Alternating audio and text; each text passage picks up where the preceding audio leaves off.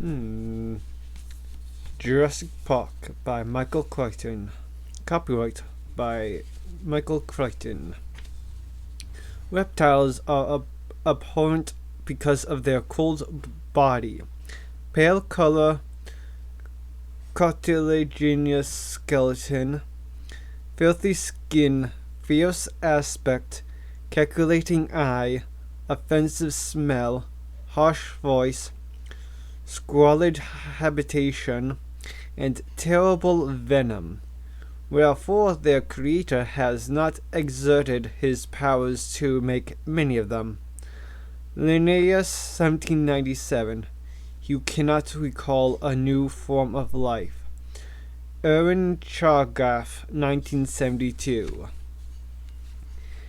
Introduction. The engine incident. The late 20th century has witnessed a scientific gold rush of astonishing proportions. The headlong and furious haste to commercialize genetic engineering. This enterprise has proceeded so rapidly with so little outside commentary that its dimensions and implications are hardly understood at all. Biotechnology promises the greatest revolution in human history.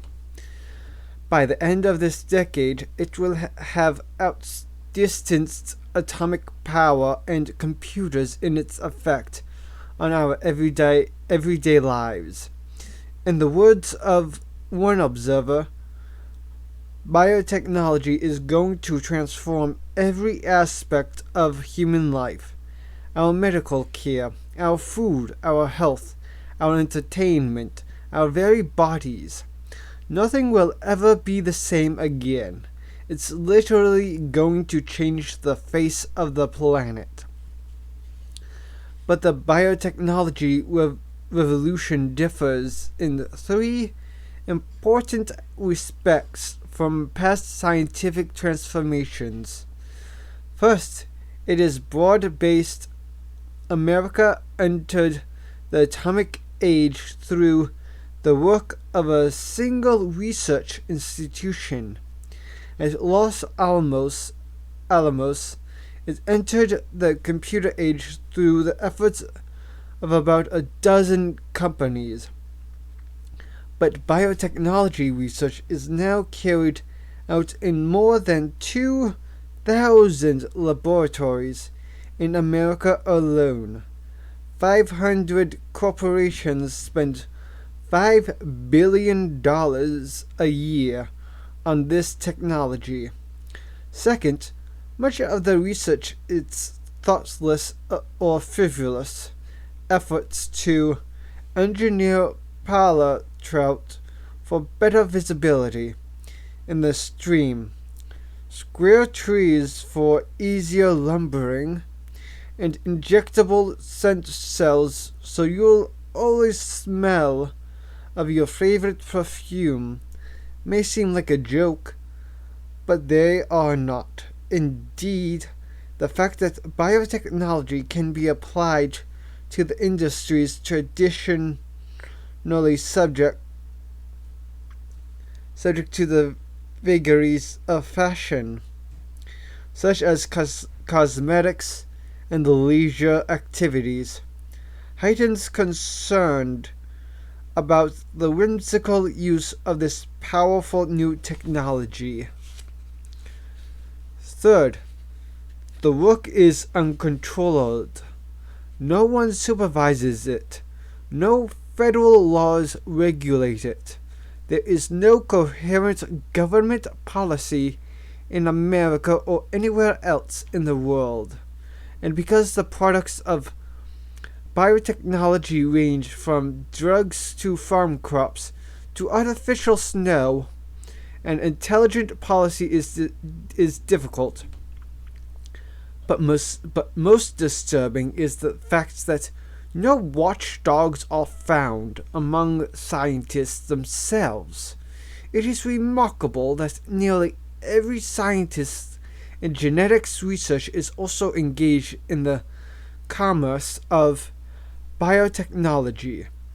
There are no detached observers. Everybody has a stake. The commercialization of molecular biology is the most stunning ethical event in the history of science, and it has happened with astonishing speed. For 400 years since Galileo, science has always proceeded as a free and open inquiry into the workings of nature. Scientists have always ignored national boundaries, holding themselves above the transitory concerns of politics and even wars. Scientists have always rebelled against secrecy in research and have even frowned on the idea of patenting their discoveries, seeing themselves as working to the benefit of all mankind. And for many generations, the discoveries of scientists did indeed have a peculiarly selfless quality. When in 1953 two young researchers in England, James Watson and Francis Crick, deciphered the structure of DNA, their work was hailed as a triumph of the human spirit, of the centuries-old quest to understand the universe in a scientific way. It was confidentially expected that their discovery would be selflessly extended to the greater benefit of mankind. Yet that did not happen. 30 years later, nearly all of Watson and Crick's scientific colleagues were engaged in another sort of enterprise entirely. Research in molecular genetics had become a vast, multi-billion-dollar commercial undertaking, and its origins can be traced not to 1953, but to April 1976. That was the date of a now famous meeting in which Robert Swanson, a venture capitalist, approached Herbert Boyer, a biochemist at the University of California. The two men agreed to found a commercial company to exploit Boyer's gene splicing techniques. Their new company, Genentech, quickly became the largest and most successful of the genetic engineering startups. Suddenly, it seemed as if everyone wanted to become rich. New companies were announced almost weekly, and scientists flocked to exploit genetic research. By 1986, at least 362 scientists, including 64 in the National Academy, sat on the advisory boards of biotech firms. The number of those who held equity positions or consultancies was several times greater. It is necessary to emphasize how significant this shift in attitude actually was. In the past, pure scientists took a snobbish view of business. They saw the pursuit of money as intellectually uninteresting, suited only to shopkeepers, and to do research for industry. Even at the prestigious Bell or IBM labs, was only for those who couldn't get a university appointment. Thus, the attitude of pure scientists was fundamentally critical toward the work of applied scientists and to industry in general. Their long-standing antagonism kept universities scientists free of contaminating industries ties. And whenever debate arose about technological matters, disinterested scientists were available to discuss the issues at the highest levels. But that is no longer true. There are very few molecular biologists and very few research institutions without commercial affiliations. The old days are gone. Genetic research continues at a more furious pace than ever, but it is done in secret and in haste and for profit. In this commercial climate, it is probably inevitable that a company as ambitious as International Genetic Technologies Inc. of Palo Alto would arise. It is equally unsurprising that the genetic crisis it created should go unreported. After all, InGen's research was conducted in secret. The actual incident occurred in the most remote region of Central America, and fewer than 20 people were there to witness it. Of those, only a handful survived. Even at the end, when International Genetic Technologies filed for Chapter 11 protection in the United States Bankruptcy Court in San Francisco on October 5, 1989, the proceedings drew little press attention. It appeared so ordinary. InGen was the third small American bioengineering company to fail that year, and the seventh since 1986. Few court documents were made public, since the creditors were Japanese investment consortia such as Hamaguri and Dansaka companies, which traditionally shun publicity to avoid unnecessary disclosure. Daniel Ross of Cohen, Swain and Ross, counsel for InGen, also represented the Japanese investors, and the rather unusual petition of the Vice Consul of Costa Rica was heard behind closed doors. Thus, it is not surprising that within a month the problems of InGen were quietly and amicably settled. Parties to that settlement, including the Distinguished Scientific Board of Advisors, signed a non-disclosure agreement, and none will speak about what happened, but many of the principal figures in the InGen incident are not signatories, and were willing to discuss the remarkable events leading up to those final 2 days in August 1989 on a remote island off the west coast of Costa Rica. Prologue: The Bite of the Raptor. The tropical rain fell in drenching sheets, hammering the corrugated roof of the clinic building, rolling down the metal gutters, splashing on the ground in a torrent. Roberta Carter sighed and stared out the window. From the clinic she could hardly see the beach or the ocean beyond, cloaked in a low fog. This wasn't what she had expected when she had come to the fishing village of Bahia Anasco on the west coast of Costa Rica to spend 2 months as a visiting physician.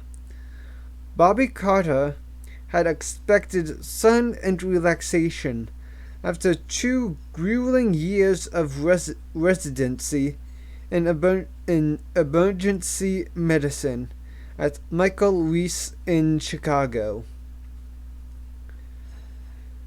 She had been in Bahia Anasco now for 3 weeks, and it had rained every day.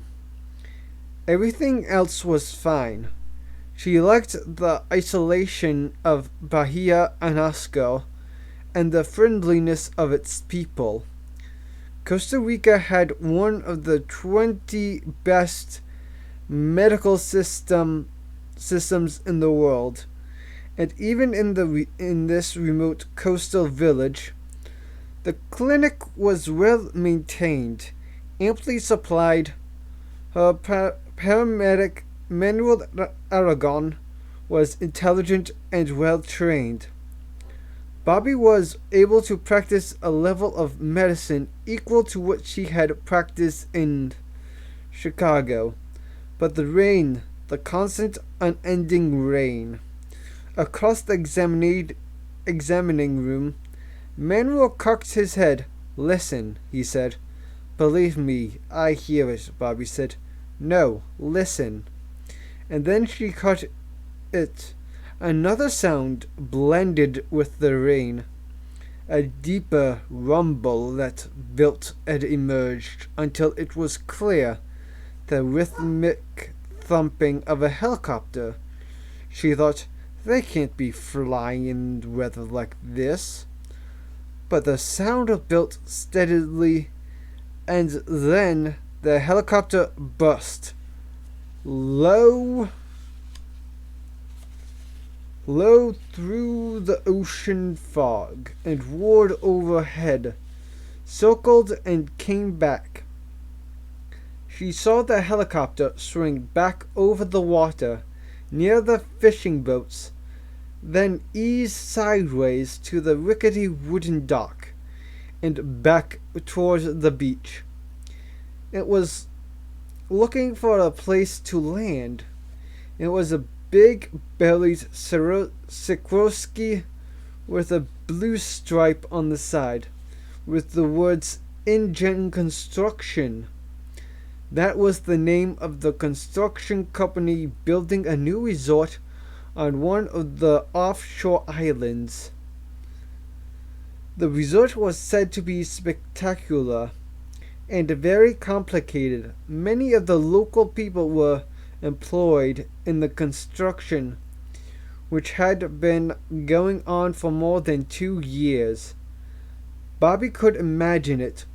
One of those huge American resorts with swimming pools and tennis courts, where guests could play and drink their daiquiris without having any contact with the real life of the country.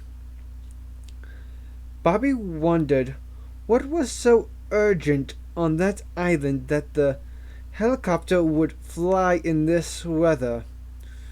Through the windshield, she saw the pilot exhale in relief as the helicopter settled onto the wet sand of the beach. Uniformed men jumped out and flung open the big side door. She heard frantic shouts in Spanish, and Manuel nudged her. They were calling for a doctor. 2 black crewmen carried a limp body toward her, while a white man barked orders. The white man had a yellow slicker. Red hair appeared around the edges of his Mets baseball cap. "Is there a doctor here?" he called to her as she ran up. "I'm Dr. Carter," she said. The rain fell in heavy drops, pounding her head and shoulders. The red-haired man frowned at her. She was wearing cut-off jeans and a tank top. She had a stethoscope over her shoulder. The bell already rusted from the salt air. As Regis, we've got a very sick man here, Doctor. Then you better take him to San Jose, she said. San Jose was the capital, just 20 minutes away by air. We would, but we can't get over the mountains in this weather. You have to treat him here. Bobby trotted alongside the injured man as they carried him to the clinic. He was a kid, no older than 18, lifting away the blood-soaked shirt.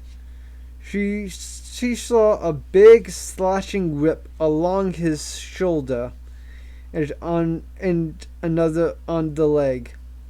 What happened to him? Construction accident, Ed shouted. He fell. One of the backhoes ran over him. The kid was pale, shivering, unconscious. Manuel stood by the bright green door of the clinic, waving his arm.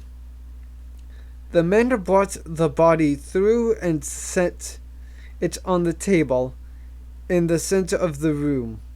Manuel started an intravenous line, and Bobby swung the light over the kid and bent to examine the wounds. Immediately she could see that it did not look good. The kid would almost certainly die. A big tearing laceration ran from his shoulder down his torso. At the edge of the wound, the flesh was shredded.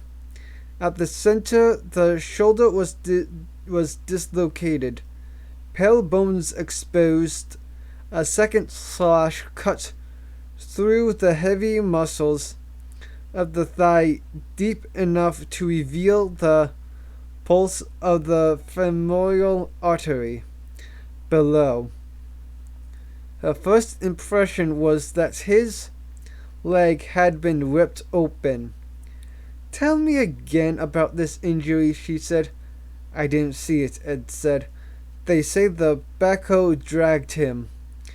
Because it almost looks as if he was mauled, Bobby Carter said, probing the wound, like most emergency room physicians. She could remember in detail patients she had seen even years before she had seen two maulings. One was a 2-year-old child who had been attacked by a Rottweiler dog. The other was a drunken circus attendant who had an encounter with a Bengal tiger. Both injuries were similar. There was a characteristic look to an animal attack. Mauled, Ed said. No, it was the backhoe, believe me, Ed licked his lips as he spoke. He was edgy, acting as if he had done something wrong. Bobby wondered why. If they were using inexperienced local workmen on the resort construction, they must have accidents all the time. Manuel said, Do you want lavage? Yes, she said, after you block him. She bent lower, probed the wound with her fingertips. If an earth mover had rolled over him, dirt would be forced deep into the wound. But there wasn't any dirt, just a slippery, slimy foam. And the wound had a strange odor, a kind of rotten stench, a smell of death and decay. She had never smelled anything like it before. How long ago did this happen? An hour? Again, she noticed how tense Ed Regis was. He was one of those eager, nervous types. And he didn't look like a construction foreman. more like an executive. He was obviously out of his depth. Bobby Carter turned back to the injuries. Somehow she didn't think she was seeing mechanical trauma. It just didn't look right. No soil contamination of the wound site, and no crush injury components. Mechanical trauma of any sort. An auto injury, a factory accident, almost always had some component of crushing. But here, there was none. Instead, the man's skin was shredded, ripped across his shoulder, and again across his thigh. It really did look like a maul. On the other hand, most of the body was unmarked, which was unusual for an animal attack. She looked again at the head, the arms, the hands. The hands. She felt a chill when she looked at the kid's hands.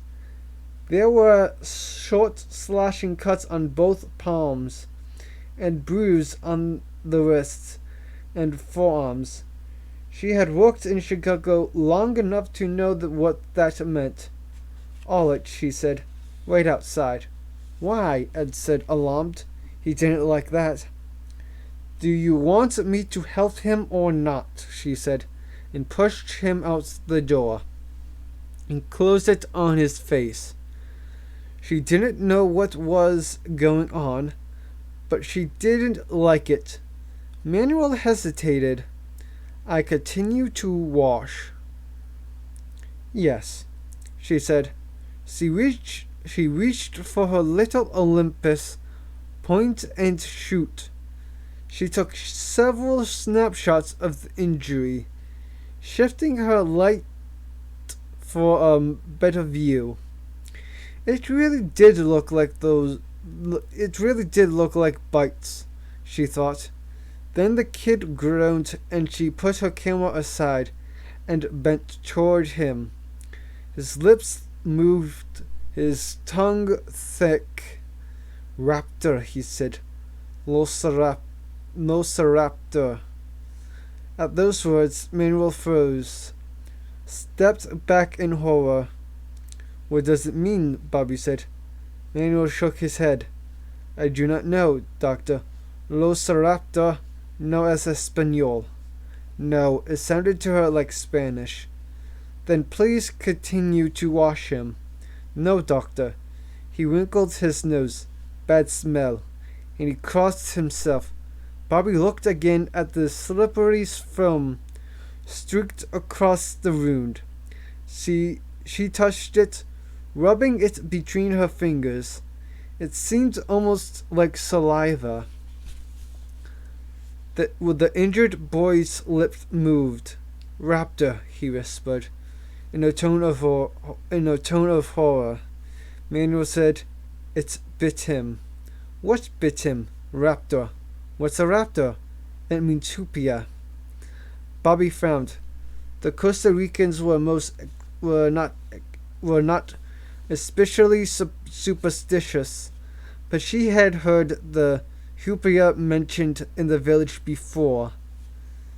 They were said to be the night ghosts, faceless vampires who kidnapped small children. According to the belief, the hupia had once lived in the mountains of Costa Rica, but now inhabited the islands offshore. Manuel was backing away, murmuring, and crossed himself. "It is not normal, this smell," he said. It is the hupia." Bobby was about to order him back to work when the injured youth opened his eyes and sat straight up on the table. Manuel shrieked in terror. The injured boy moaned and twisted his head, looking left and right with wide staring eyes, and then he explosively vomited blood.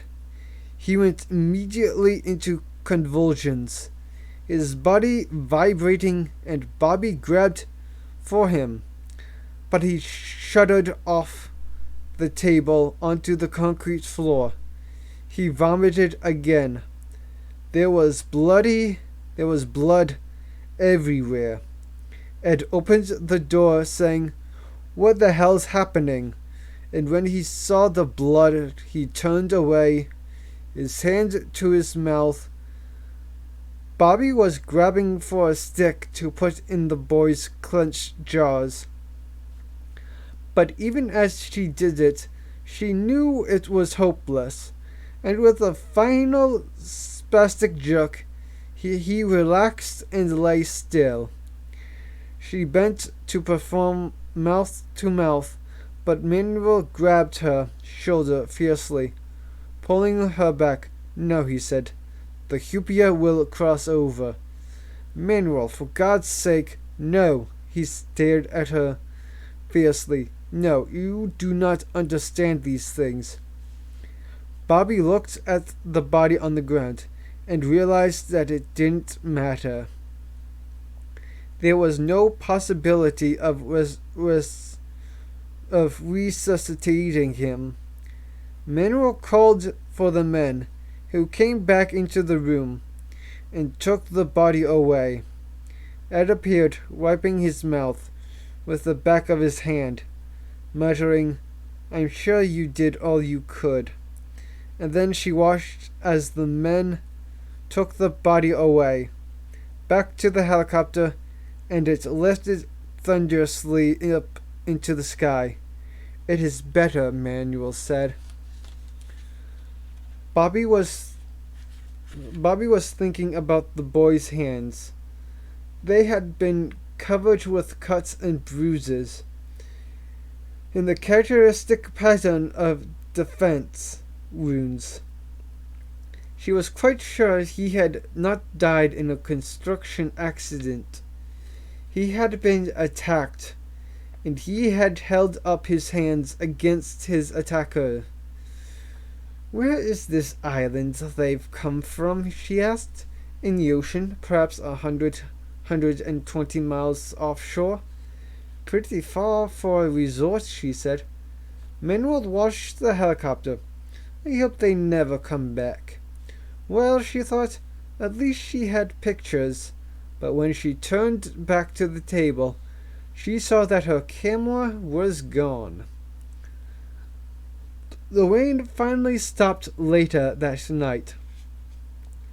Alone in the bedroom behind the clinic, Bobby thumbed through her tattered paperback Spanish dictionary. The boy had said raptor, and despite Manuel's protests, she suspected it was a Spanish word. Sure enough, she found it in her dictionary. It meant ravisher or abductor. That gave her pause. The sense of the word was suspiciously close to the meaning of hupia. Of course, she did not believe in the superstition, as no ghost had cut those hands. What had the boy been trying to tell her? From the next room, she heard groans.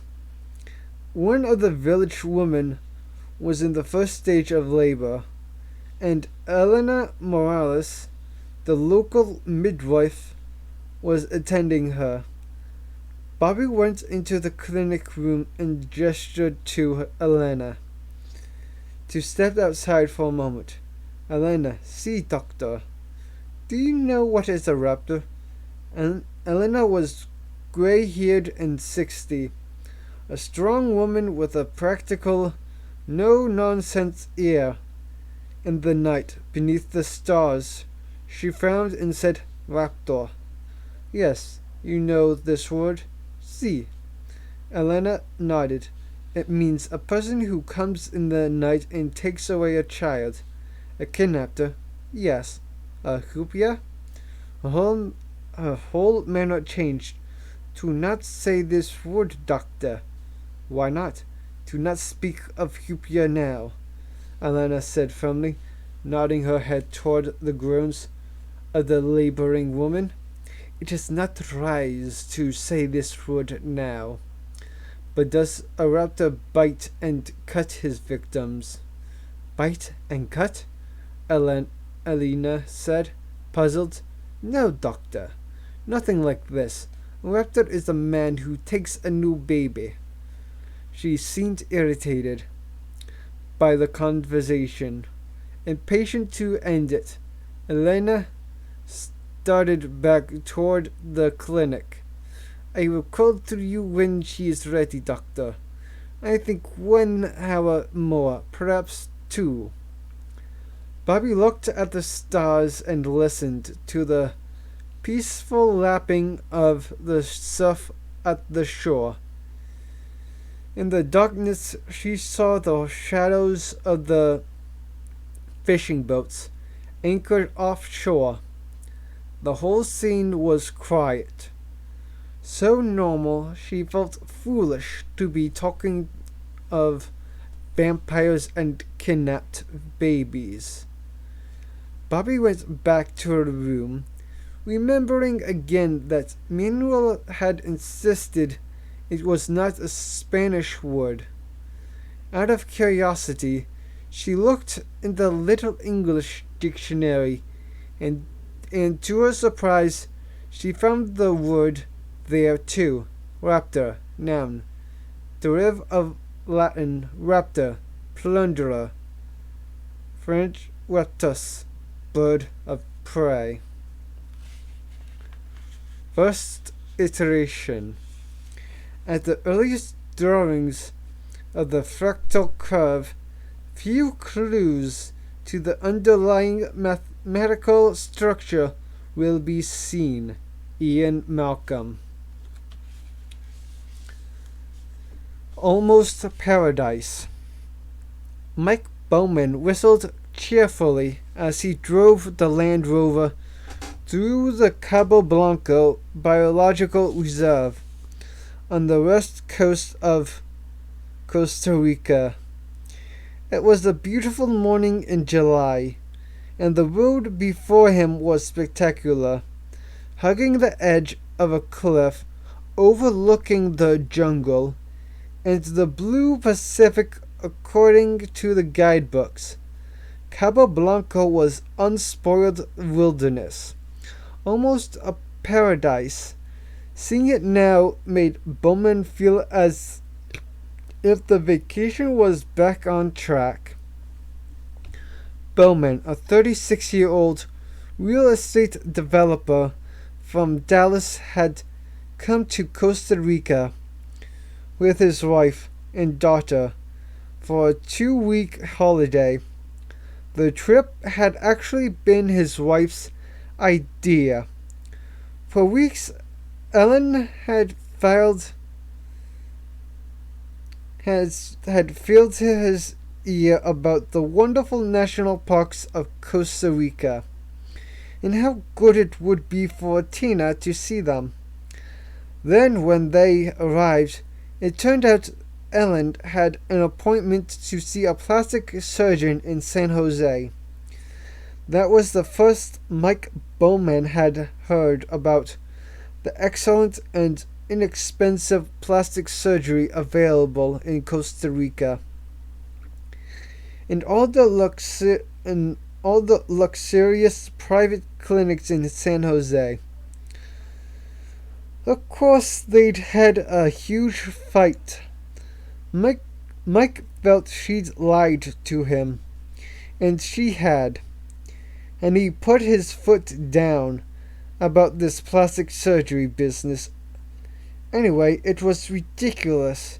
Ellen was only 30, and she was a beautiful woman.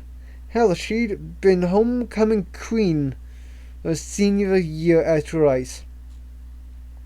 And that was not even 10 years earlier. But Ellen tended to be insecure and worried, and it seemed as if in recent years she had mostly worried about losing her looks. That and everything else. The Land Rover bounced in a pothole, splashing mud. Seated beside him, Ellen said, "Mike, are you sure this is the right road? We haven't seen any other people for hours." "There was another car 15 minutes ago," he reminded her. "Remember the blue one? Going the other way?" "Darling, you wanted a deserted beach," he said, "and that's what you're going to get." Ellen shook her head doubtfully. "I hope you're right." "Yeah, Dad, I hope you're right," said Christina from the back seat. She was 8 years old. "Trust me, I'm right." He drove in silence a moment. "It's beautiful, isn't it? Look at that view. It's beautiful." "It's okay," Tina said, and then got out a compact and looked at herself in the mirror. Pressing under her eyes, she sighed and put the compact away. The road began to descend, and Mike Bowman concentrated on driving. Suddenly, a small black shape flashed across the road, and Tina shrieked, "Look, look!" Then it was gone into the jungle. "What was it?" Ellen said. "A monkey?" "Maybe a squirrel monkey," Bowman said. "Can I count it?" Tina said, taking her pencil out. She was keeping a list of all the animals she had seen on her trip, as a project for school. "I don't know," Mike said doubtfully. Tina consulted the pictures in the guidebook. "I don't think it was a squirrel monkey," she said. "I think it was just another howler." They had seen several howler monkeys already on their trip. "Hey," she said, more brightly, "according to this book, the beaches of Cabo Blanco are frequented by a variety of wildlife, including howlers and white-faced monkeys, three-toed sloth, and cotamindus." "You think we'll see a three-toed sloth, Dad?" "I bet we do." "Really?" "Just look in the mirror." "Very funny, Dad." The road sloped downward through the jungle, toward the ocean. Mike Bowman felt like a hero when they finally reached the beach. A 2-mile crescent of white sand, utterly deserted. He parked the Land Rover in the shade of the palm trees that fringed the beach, and got out the boxed lunches. Ellen changed into her bathing suit, saying, "Honestly, I don't know how I'm going to get this right off." "You look great, hon." Actually, he felt that she was too thin, but he had learned not to mention that. Tina was already running down the beach. "Don't forget you need your sunscreen," Ellen called. "Later," Tina shouted over her shoulder. "I'm going to see if there's a sloth." Ellen Bowman looked around at the beach and the trees. "You think she's all right?" Honey, there's nobody here for miles," Mike said. "What about snakes?" "Oh, for God's sakes," Mike Bowman said. "There's no snakes on a beach." "Well, there might be." "Honey," he said firmly, "snakes are cold-blooded. They're reptiles. They can't control their body temperatures. It's 90 degrees on that sand. If a snake came out, it'd be cooked. Believe me, there's no snakes on the beach." He watched his daughter scampering down the beach. A dark spot on the white sand. Let her go. Let her have a good time. He put his arm around his wife's waist. Tina ran until she was exhausted, and then she threw herself down on the sand. and gleefully rolled to the water's edge. The ocean was warm, and there was hardly any surf at all. She sat for a while, catching her breath, and then she looked back toward her parents and the car to see how far she had come. Her mother waved, beckoning her to return. Tina waved back cheerfully, pretending she didn't understand. Tina didn't want to put sunscreen on, and she didn't want to go back and hear her mother talk about losing weight. She wanted to stay right here and maybe see a sloth. Tina had seen a sloth 2 days earlier at the zoo in San Jose. It looked like a Muppets character, and it seemed harmless. In any case, it couldn't move fast. She could easily outrun it. Now her mother was calling to her, and Tina decided to move out of the sun, back from the water, to the shade of the palm trees. In this part of the beach, the palm trees overhung a gnarled tangle of mangrove roots, which blocked any attempt to penetrate inland. Tina sat in the sand and kicked and dried mangrove leaves. She noticed many bird tracks in the sand. Costa Rica was famous for its birds. The guidebook said there were 3 times as many birds in Costa Rica as in all of America and Canada. In the sand, some of the 3-toed bird tracks were small, and so faint they could hardly be seen. Other tracks were large and cut deeper in the sand. Tina was looking idly at the tracks when she heard a chirping followed by a rustling in the mangrove thicket. Did sloths make a chirping sound? Tina didn't think so, but she wasn't sure.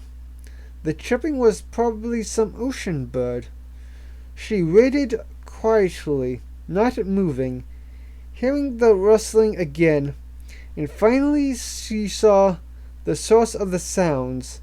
A few yards away, a lizard emerged from the mangrove roots and peered at her. Tina held her breath. A new animal for her list. The lizard stood up on its hind legs, balancing on its thick tail, and stared at her. Standing like that, it was almost a foot tall, dark green, with brown stripes along its back. Its tiny front legs ended in little lizard fingers that wriggled in the air. The lizard cocked its head as it looked at her. Tina thought it was cute, sort of like a big salamander. She raised her hand and wriggled her fingers back. The lizard wasn't frightened. It came toward her, walking upright on its hind legs. It was hardly bigger than a chicken, and like a chicken it bobbed its head as it walked. Tina thought it would make a wonderful pet. She noticed that the lizard left 3-toed tracks that looked exactly like bird tracks. The lizard came closer to Tina. She kept her body still, not wanting to frighten the little animal.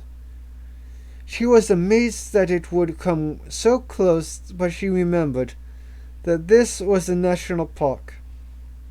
Other animals in the park would know that they were protected. This lizard was probably tame. Maybe it even expected her to give it some food. Unfortunately, she didn't have any. Slowly, Tina extended her hand, palm open, to show she didn't have any food. The lizard paused, cocked his head, and chucked. Sorry, Tina said. I just don't have anything. And then, without warning, the lizard jumped up onto her outstretched hand. Tina could feel its little toes pinching the skin of her palm, and she felt the surprising weight of the animal's body pressing her arm down. And then the lizard scrambled up her arm toward her face. I just wish I could see her, Ellen Bowman said, squinting in the sunlight. That's all. Just see her. I'm sure she's fine, Mike said, picking through the box lunch packed by the hotel. There was unappetizing grilled chicken and some kind of meat-filled pastry. Not that Ellen would eat any of it. You don't think she'd leave the beach, Ellen said. No, hon, I don't. I feel so isolated here, Ellen said. I thought that's what you wanted, Mike Bowman said. I did. Well then, what's the problem? I just wish I could see her is all, Ellen said. Then from down the beach, carried by the wind, they heard their daughter's voice. She was screaming. Punta I think she is quite comfortable now, Dr. Cruz said, lowering the plastic flap of the oxygen tent around Tina as she slept. Mike Bowman sat beside the bed. Close to his daughter, Mike thought Dr. Cruz was probably pretty capable. He spoke excellent English, the result of training at medical centers in London and Baltimore. Dr. Cruz radiated competence. In the Clinica Santa Maria, the modern hospital in Punta Arenas, was spotless and efficient. But even so, Mike Bowman felt nervous. There was no getting around the fact that his only daughter was desperately ill, as they were far from home. When Mike had first reached Tina, she was screaming hysterically. Her whole left arm was bloody, covered with a profusion of small bites, each the size of a thumbprint. And there were flecks of sticky film on her arm, like a foamy saliva. He carried her back down the beach. Almost immediately, her arm began to redden and swell. Mike would not soon forget the frantic drive back to civilization. The four-wheel drive Land Rover slipping and sliding up the muddy track into the hills while his daughter screamed in fear and pain, and her arm grew more bloated and red long before they reached the park boundaries.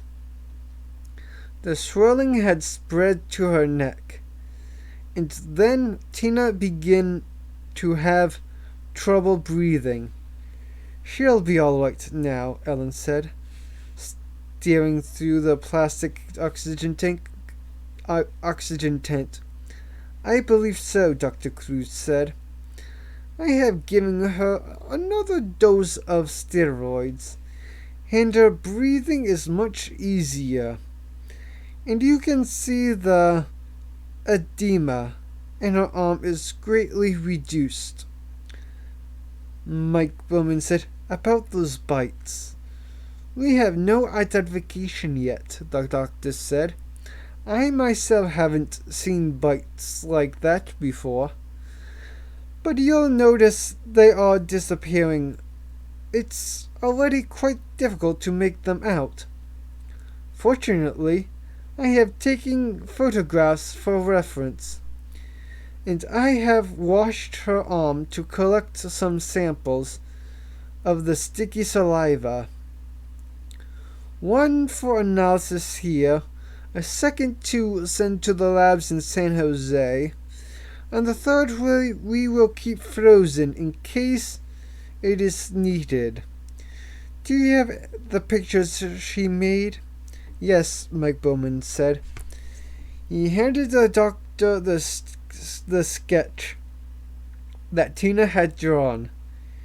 In response to questions from the admitting officials, this is the animal that bite her?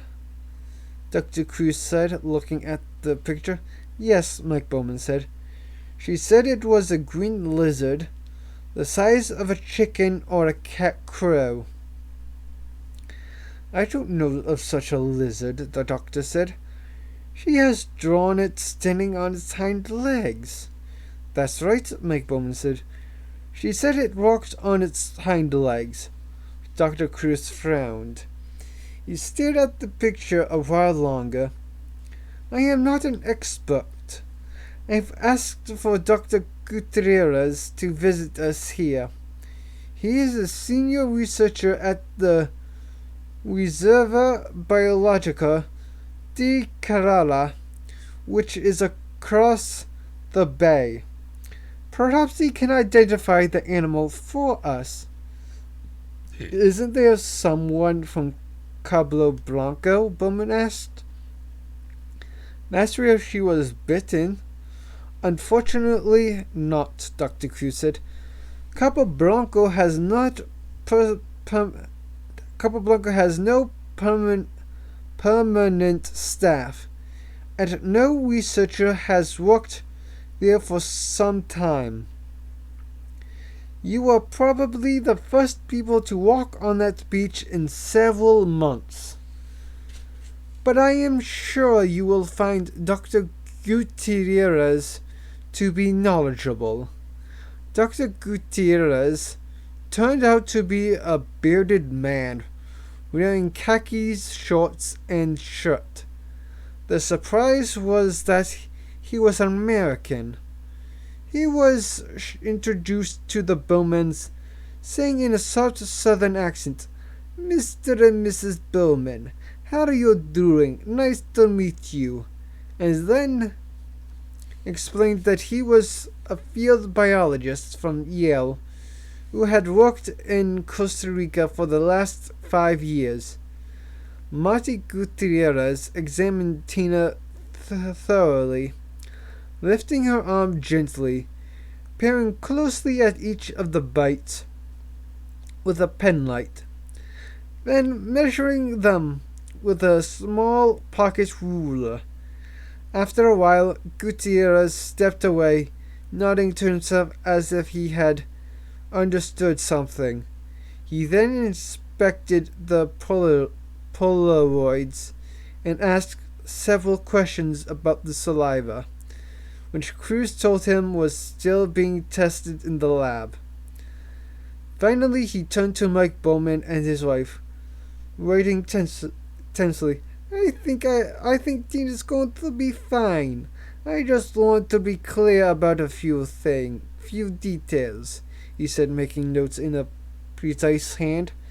Your daughter says she was bitten by a green lizard, approximately 1 foot high, which walked upright onto the beach from the mangrove swamp.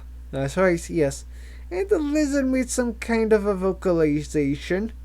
Tina said it chirped or squeaked. Like a mouse, would you say? Yes.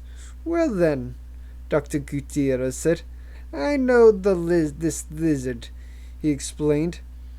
That of the 6,000 species of lizards in the world, no more than a dozen species walked upright Of those species, only 4 were found in Latin America, and judging by the coloration, the lizard could be only one of the 4. I am sure this lizard was a Basiliscus amoratus, a striped basilisk lizard found here in Costa Rica and also in Honduras. Standing on their hind legs, they are sometimes as tall as a foot. Are they poisonous? No, Mrs. Bowman, not at all, Gutierrez explained. That the swelling in Tina's arm was an allergic reaction. According to the literature, 14% of people are strongly allergic to reptiles, he said, and your daughter seemed to be one of them. She was screaming, she said. It was so painful. Probably it was, Gutierrez said. Reptile saliva contains serotonin, which causes tremendous pain. He turned to Cruz. Her blood pressure came down with antihistamines. Yes, Cruz said promptly.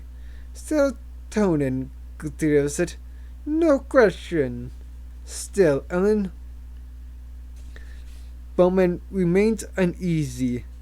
But why would a lizard bite her in the first place? Lizard bites are very common, Gutierrez said. Animal handlers in zoos get bitten all the time.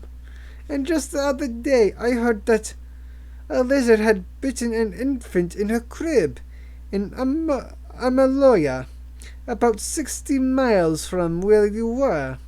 So bites do occur. I'm not sure why your daughter had so many bites. What was she doing at the time? Nothing, she said. She was sitting pretty still because she didn't want to frighten it away. Sitting pretty still, Gutierrez said frowning.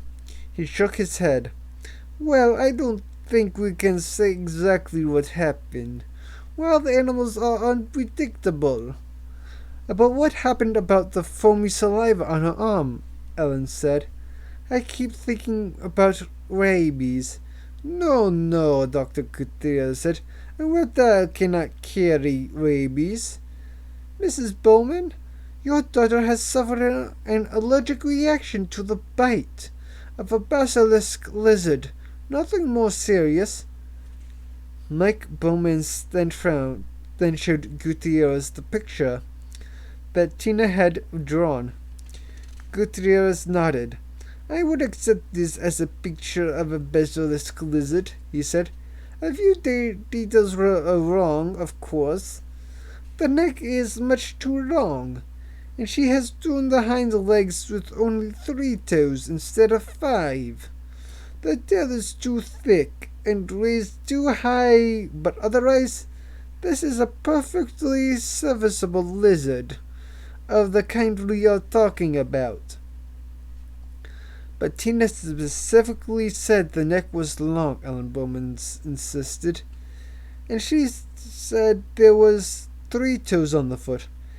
Tina's pretty observant, Mike Bowman said. I'm sure she is, Gutierrez said, smiling. But I still think your daughter was bitten by a common Basilisk amoratus and had a severe herpetological reaction. Normal time course with medication is 12 hours. She should be just fine in the morning.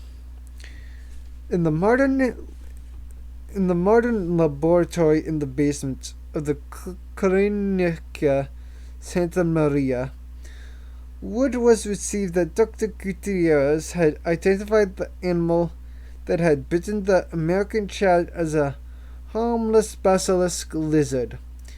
Immediately, the analysis of the saliva was halted, even though a preliminary fractionation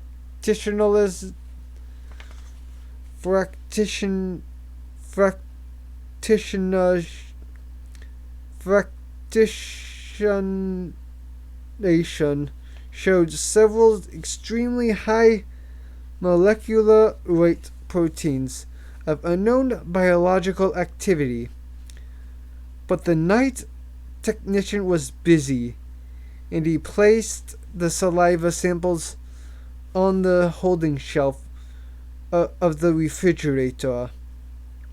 The next morning, the day clerk checked the holding shelf against the names of discharged patients. Seeing that Christina L. was scheduled for discharge that morning, the clerk threw out the saliva samples at the last moment. He noticed that one sample had the red tag, which meant that it was to be forwarded to the university lab in San Jose. He retrieved the test tubes from the wastebasket and set it on its tray. "Go on, say thank you to Dr. Cruz," Ellen Bowman said, and pushed Tina forward. "Thank you, Dr. Cruz," Tina said. "I feel much better now." She reached up and shook the doctor's hand. Then she said, "You have a different shirt." For a moment, Dr. Cruz looked perplexed. Then he smiled. "That's right, Tina. When I work all night at the hospital, in the morning I change my shirt. But not your tie." "No, just my shirt." Ellen Bowman said, "Mike told you she's observant." "She certainly is." Dr. Cruz smiled and shook the little girl's hand gravely. "Enjoy the rest of your holiday in Costa Rica, Tina." "I will." The Bowman family had started to leave when Dr. Cruz said, "Oh, Tina, do you remember the lizard that bit you?" "Uh-huh." "You remembered its feet?" "Uh-huh." "Did it have any toes?" "Yes." "How many toes did it have?" "3, she said. "How do you know that?" "Because I looked," she said. "Anyways, all the birds on the beach had made marks in the sand with 3 toes, like this." She held up her hand, middle 3 fingers spread wide, and the lizard made those kind of marks in the sand too. "The lizard made marks like a bird?" "Uh-huh," Tina said. "He walked like a bird too. He jerked his head like this, up and down." She took a few steps, bobbing her head. After the Bowmans had departed, Dr. Cruz decided to report this conversation to Gutierrez at the biological station. "I must admit the girl's story is puzzling," Gutierrez said. "I have been doing some checking myself. I am no longer certain she was bitten by a basilisk. Not certain at all." "Then what could it be?" "Well," Gutierrez said, "let's not speculate prematurely. By the way, have you heard of any other lizard bites at the hospital?" "No, why?" "Let me know, my friend, if you do." The beach. Marty Gutierrez sat on the beach and watched the afternoon sun fall lower in the sky until it sparkled harshly on the water of the bay, and its rays reached beneath the palm trees to where he sat among the mangroves. On the beach of Cabo Blanco, as best he could determine, he was sitting near the spot where the American girl had been 2 days before. Although it was true enough, as he had told the Bowmans, that lizard bites were common, Gutierrez had never heard of a basilisk lizard biting anyone, and he had certainly never heard of anyone being hospitalized for a lizard bite. Then, to the bite radius on Tina's arm appeared slightly too large for a basilisk. When he got back to the Carrara station, he had checked the small research library there, but found no reference to basilisk lizard bites. Next, he checked International Biosciences Services, a computer database in America, but he found no references to basilisk bites or hospitalization for lizard bites. He then called the medical officer in Amaloya, who confirmed that a 9-day-old infant sleeping in its crib had been bitten on the foot by an animal that the grandmother, the only person actually to see it, claimed was a lizard. Subsequently, the foot had become swollen, and the infant had nearly died. The grandmother described the lizard as green with brown stripes. It had bitten the child several times before the woman frightened it away. Strange, Gutierrez had said. No, like all the others, the medical officer replied, adding that he had heard of other biting incidents.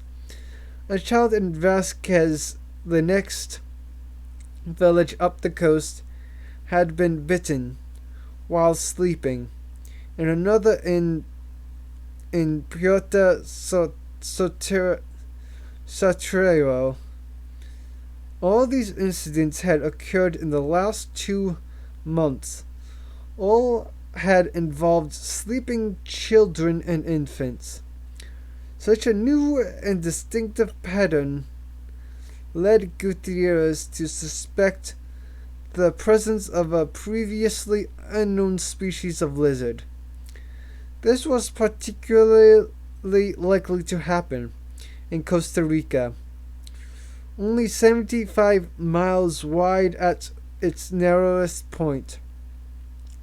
The country was smaller than the state of Maine, yet within its limited space, Costa Rica had a remarkably diversity of biological habitats, seacoasts on both the Atlantic and the Pacific, for separate mountain ranges, including 12,000-foot peaks and active volcanoes, rainforests, cloud forests, temperate zones, swampy marshes, and arid deserts.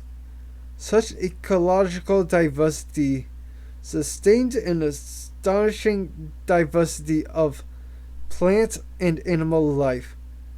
Costa Rica had 3 times as many species of birds as all of North America, more than 1,000 species of orchids, more than 5,000 species of insects. New species were being discovered all the time at a pace that had increased in recent years. For a sad reason, Costa Rica was becoming deforested, and as jungle species lost their habitats, they moved to other areas and sometimes changed behavior as well. So a new species was perfectly possible, but along with the excitement of a new species was the worrisome possibility of new diseases.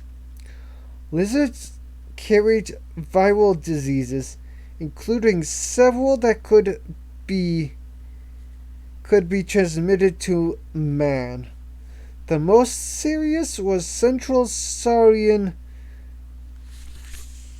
encephalitis, or CSE, which caused a form of sleeping sickness in human beings and horses, Gutierrez felt it was important to find this new lizard, if only to test it for disease. Sitting on the beach, he watched the sun drop lower and sighed. Perhaps Tina Bowman had seen a new animal, and perhaps not. Certainly, Gutierrez had not. Earlier that morning, he had taken the air pistol, loaded the clip with ligament darts, and set out for the beach with high hopes. But the day was racing. Soon he would have to begin the drive back up the hill from the beach. He did not want to drive that road in darkness.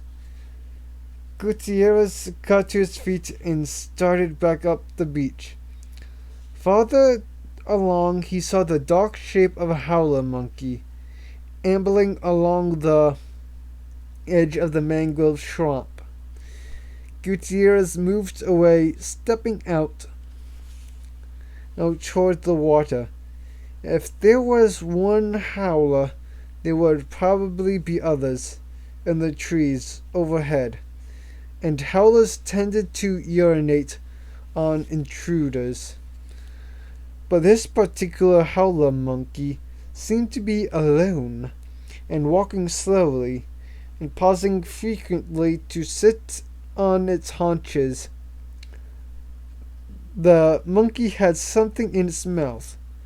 As Gutierrez came closer, he saw it was eating a lizard. The tail and the hind legs drooped from the monkey's jaws.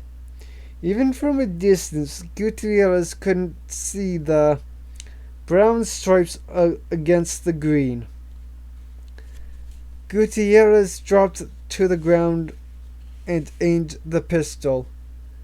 The howler monkey, accustomed to living in a protected reserve, stared curiously. He did not run away. Even when the first dart rhined harmlessly past him. When the second dart struck deep in the thigh, the howler shrieked in anger and surprise, dropping the remains of its meal as it fled into the jungle. Gutierrez got to his feet and walked forward. He wasn't worried about the monkey. The tranquilizer dose was too small to give it anything but a few minutes of dizziness.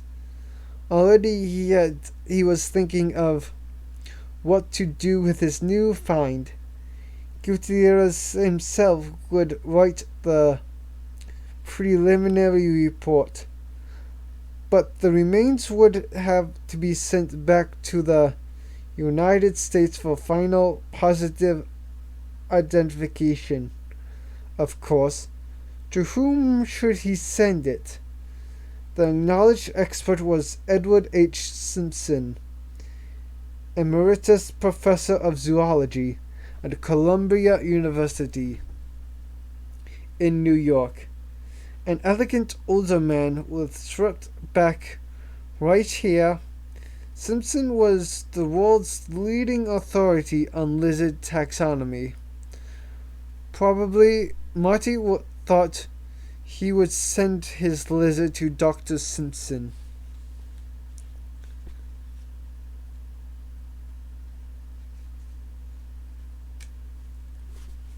New York.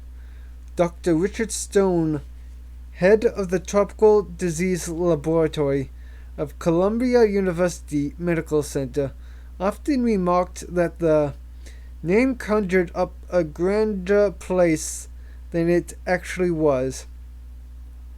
In the early 20th century, when the laboratory occupied the entire fourth floor of the Biomedical Research Building, crews of technicians worked to eliminate the scourge of yellow fever, malaria, and cholera But medical successes and research laboratories in Nairobi and Sao Paulo had left the TDL a much less important place than it once was.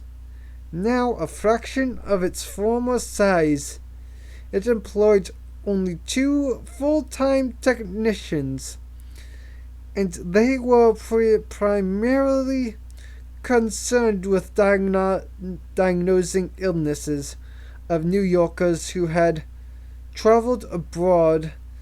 The lab's comfortable routine was unprepared for what it received that morning. "Oh, very nice," the technician in the tropical disease laboratory said as she reached the customs label. "Partially masticated fragment of unidentified Costa Rican lizard." She wrinkled her nose. "This one's all yours, Dr. Stone." Richard Stone crossed the lab to inspect the new arrival. "Is this the material from Ed Simpson's lab?" "Yes," she said, "but I don't know why they'd sent a lizard to us." His secretary called, Dr. Stone said. "Simpson's on a field trip in Borneo for the summer, and because there's a question of communicable disease with this lizard, she asked our lab to take a look at it. Let's see what we've got." The white plastic cylinder was the size of a half-gallon milk container. It had locking metal latches and a screw top. It was labeled International Biological Specimen Container and plastered with stickers and warnings in 4 languages. The warnings were intended to keep the cylinder from being opened by suspicious customs officials. Apparently, the warnings had worked. As Richard Stone strung the big light over, he could see the seals were still intact. Stone turned on the air handlers and pulled on plastic gloves and a face mask. After all, the lab had recently identified specimens contaminated with Venezuelan and equine fever, Japanese bee encephalitis, Kayasana-forced virus, Langet virus, and malaria. Then he unscrewed the top. There was the hiss of escaping gas, and white smoke boiled out the cylinder, turned frosty cold. Inside he found a plastic Ziploc sandwich bag containing something green. Stone spread a surgical drape on the table and shook out the contents of the bag. A piece of frozen flesh struck the table with a dull thud. "Huh?" the technician said. "Looks eaten." "Yes, it does," Stone said. "What do they want with us?" The technician consulted, then closed documents. "Lizard is biting local children. They have a question about identification of the species and a concern about diseases transmitted from the bite." She produced a child's picture of a lizard, signed Tina at the top. "One of the kids drew a picture of the lizard?" Stone glanced at the picture. "Obviously, we can't verify the species," Stone said. "But we can check diseases easily enough. If you can get any blood out of this fragment." "What are they calling this animal?" "Basiliscus emeritus, with 3-toe genetic anomaly," she said, reading. "Okay," Stone said. "Let's get started. While you're waiting for it to thaw, do an X-ray and take Polaroids for the record. Once we have blood, start running antibody sets until we get some matches. Let me know if there's a problem. Before lunchtime, the lab had its answer. The lizard blood showed no significant reactivity to any viral or bacterial antigen. They had run toxicity profiles as well, and they had found only one positive match. The blood was mildly reactive to the venom of the Indian king cobra, but such cross-reactivity was common among reptile species, and Dr. Stone did not think it noteworthy to include in the facts his technician sent to Dr. Martin Gutierrez. That same evening, there was never any question about identifying the lizard that would await the return of Dr. Simpson. He was not due back for several weeks, and his secretary asked if the TDL would please store the lizard fragment in the meantime. Dr. Stone put it back in the Ziploc bag and stuck it in the freezer.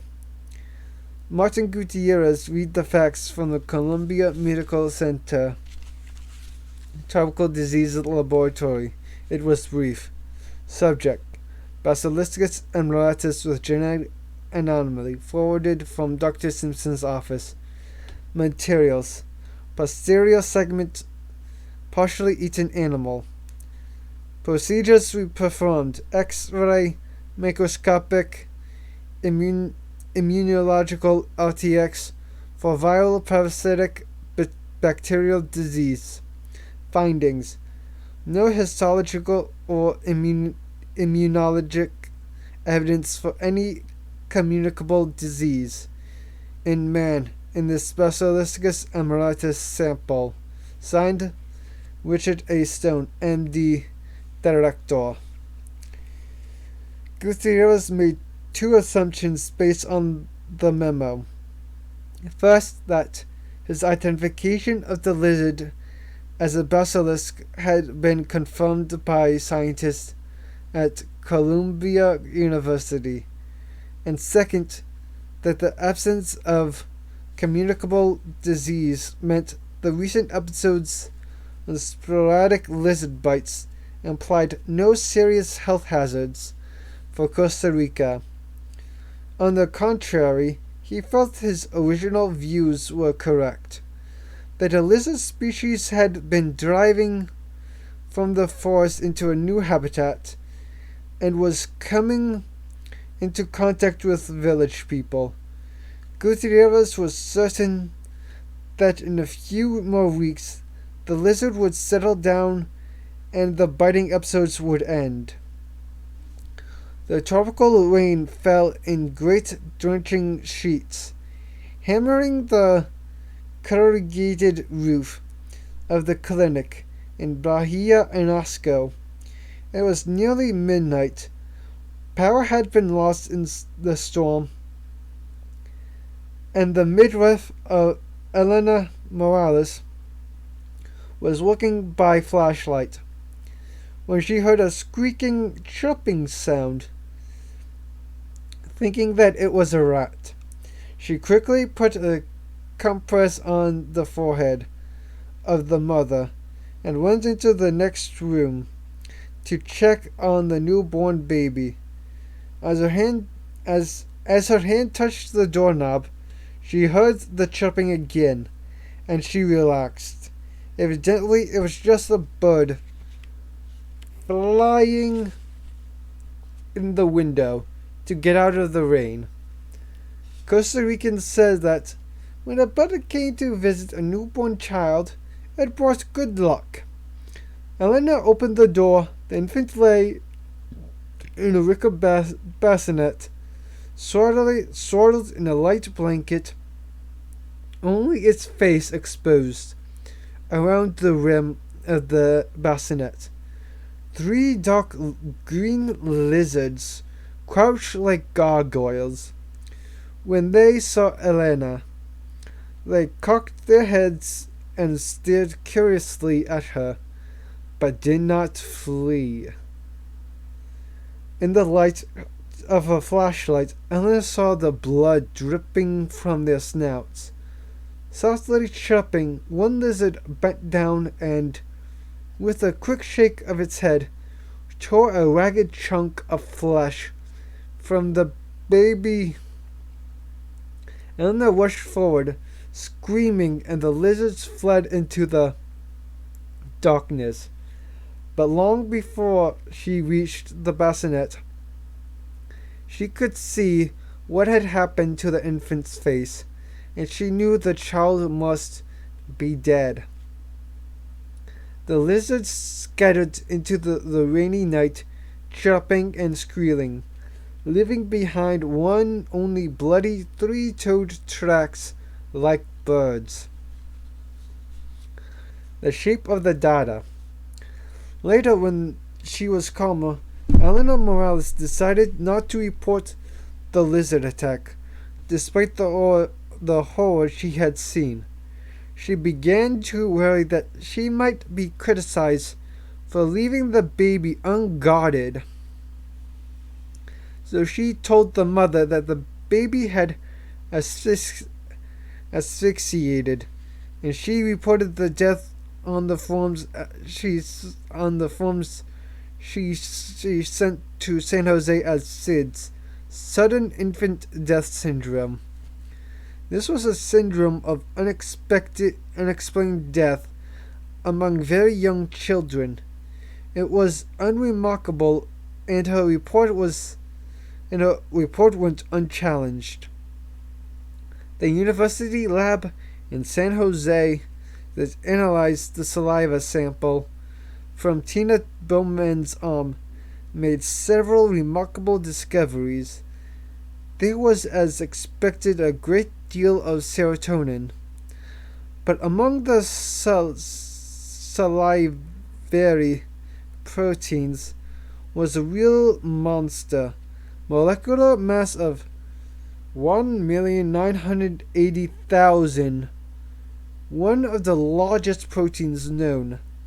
Biological activity was still under study, but it seemed to be a neurotoxic poison related to cobra venom, although more primitive in structure. The lab also detected trace quantities of the gamma amino methionine hydrolase. Because the enzymes was a market for genetic engineering and not found in wild animals, technicians assumed it was a lab contaminant and did not report it when they called Dr. Cruz, the referring physician in Punta Arenas.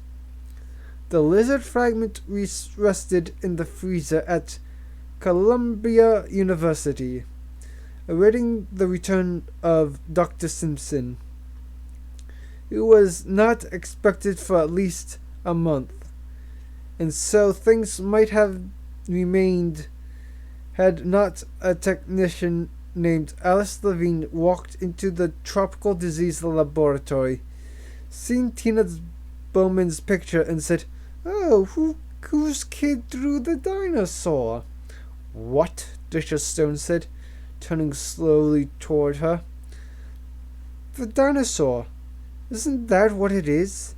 My kid draws them all the time." "This is a lizard," Stone said, "from Costa Rica. Some girl down there drew a picture of it." "No," Alice Levine said, shaking her head. "Look at it. It's very clear. Big head, long neck, standing on its hind legs, thick tail. It's a dinosaur." "It can't be. It was only a foot tall." "So, there were little dinosaurs back then," Alice said.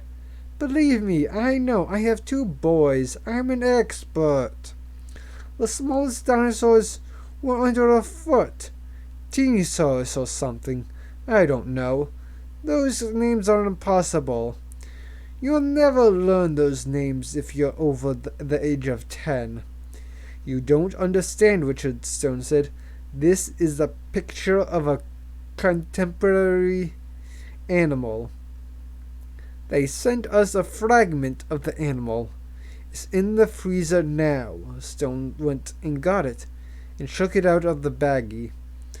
Alice Levine looked at the frozen piece of leg and tail, and shrugged. She didn't touch it.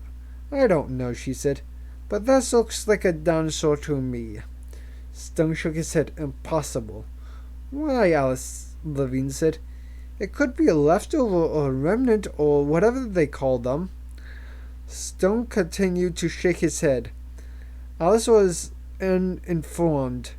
She was just a technician who worked in the bacteriology lab down the hall, and she had an active imagination.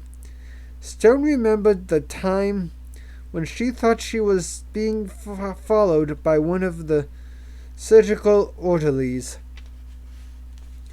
You know, Alice Levine said, if this is a dinosaur, Richard, it could be a big deal. It's not a dinosaur. Has anybody checked it? No, Stone said. Well, take it to the Museum of Natural History or something.